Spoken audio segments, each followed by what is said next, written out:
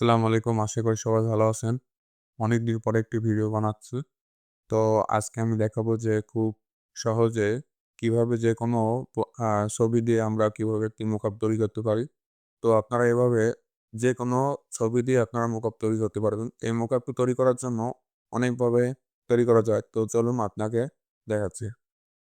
১ম এ আপনারা এটিকে সিলেকশন টুল দিয়েও সিলেক্ট করতে পারেন। কুইক সিলেকশন টুল দিয়ে এটাও সিলেক্ট করতে পারেন। অথবা আপনারা পেন টুল দিয়েও সিলেক্ট করতে পারেন। যারা একটু আপডেট ভার্সন ইউজ করছেন তারা আপনারা এই যে সিলেক্ট অপশন থেকে সাবজেক্ট সিলেক্ট এখান থেকে সিলেক্ট করতে পারেন।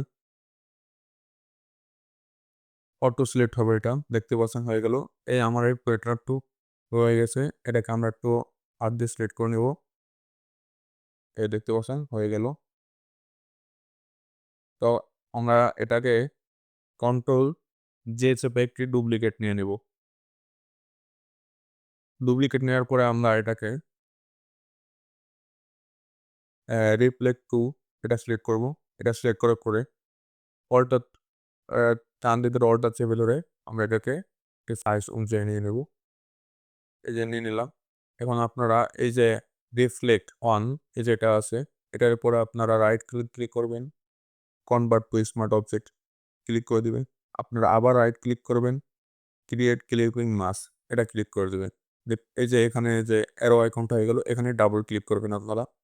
দেখতেই পাচ্ছেন হয়ে গেল। এখন আপনারা সেই যেটি মোকআপ তৈরি করতে চাচ্ছেন, সেই ছবিটি নিয়ে আসবেন। আমি সেই ছবিটি নিয়ে আসছি। এখানে নিয়ে ছেড়ে দিলাম। এবং এটা আপনারা আপনাদের সাইজ অনুযায়ী বড় ছোট করে নিবেন। আমি নিচ্ছি। দেখতেই পাচ্ছেন। এই যে হয়ে গেল।